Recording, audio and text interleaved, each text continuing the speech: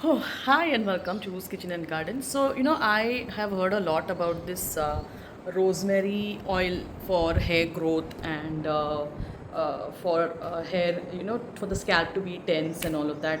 Hair thinning it prevents dandruff and dry skin. I have a lot of hair oil in my house actually.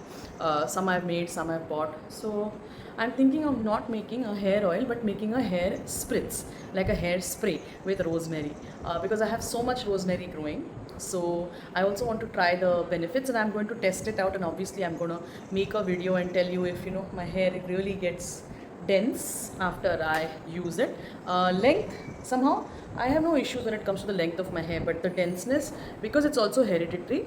But let's try out this viral rosemary water. I'm also going to use cloves because they say there is a chemical in cloves, eugenol or something. If it's not right, then I will write the right one here. But that also prevents, it kind of actually prevents dandruff, and it also stimulates the hair growth. The chemical kind of stimulates the scalp for hair growth. Also, I have another leaf at home. We call it Brahmi, but that's not the real Brahmi. It's this one is Gotu Kola, if you know. It's called Gotu Kola in Tamil. It's Centinella asiatica, if I'm not wrong.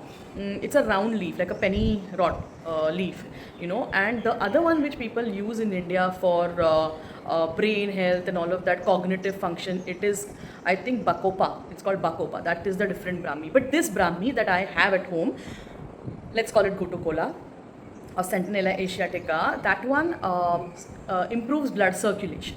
So I'm not an Ayurvedic expert, so I will not tell you anything where you need to consume it or ingest it. But I think topical application should be safe. Like to apply from the top, it should not be harmful, is what I'm thinking, and I'm going to try it on me. So let's go and harvest some rosemary, and then I will teach you, or I will show you how I am making the rosemary spritz. It's very easy.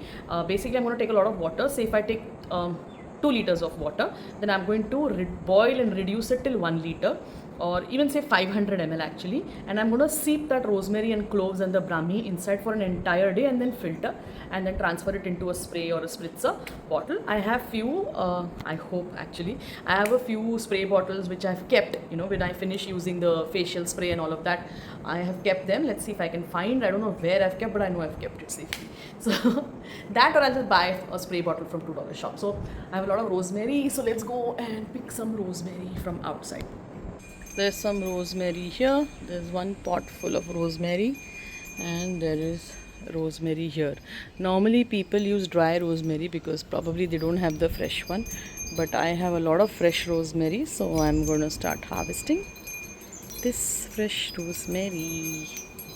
So now we have this much rosemary. Not bad actually, right? And then we'll go down and boil this. Oh, I want to show you. I got one habanero also. So I'm washing it nicely, soaking it in water first, because I use dashaparni, that is the cow urine and all that, as a natural pesticide or insecticide or whatever you say. So it sometimes has that residual smell. So just rinse it off nicely.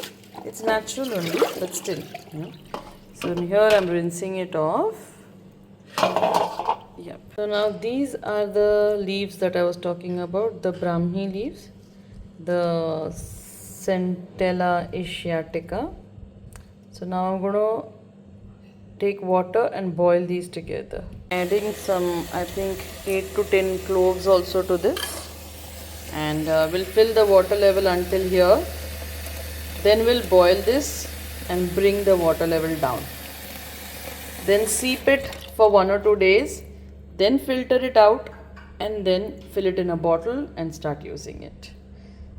So this is it. It's been boiling good for I think 3-4 hours, and on the hot plate, so induction, not on the gas, by the way. So yeah, this is how much it's reduced to. Now I'll keep it seeping for 1 or 2 whole days, so all the essence and everything comes down into it in the water, and then we'll use it. So this is the result of 2 days steeping of the rosemary and the cloves and what else did we put? Rosemary, cloves and the brahmi. Yeah. So now what I'm thinking is, see, nowadays everybody wants jet black hair. People are experiencing graying of hair earlier, and Japapati, that is the hibiscus leaf, is known to give you jet black hair. I don't have the red variety, but I have the orange variety, which still has the leaf has similar mucilage and properties for blood circulation and giving it the hair, it's retaining its black color, but maybe in lesser quantities. But if you find or if you have a red hibiscus or red shoot flower or japapati, what it's called, it's also known as in Sanskrit. If you have that, use that. But I have an orange hibiscus, so I'm still going to use. Maybe for red ones, if you need 5 leaves, for orange hibiscus, I will use 10 or 15 leaves. So I'm going to add the leaves back again and boil this and reduce it furthermore, and then filter it out and then start using it.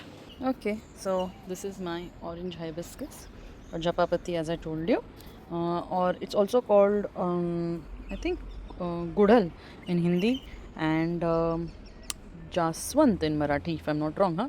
So yeah, this is my plant. I'm going to take some leaves from it now.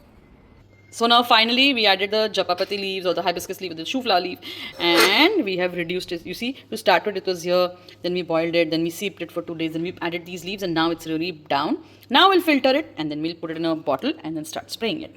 So thank you for watching this video and following Ru's Kitchen and Garden, and like I said, I will use it on my hair, and maybe in 2-3 months let's meet again for a review of this hairspray. So yeah, thank you. Bye.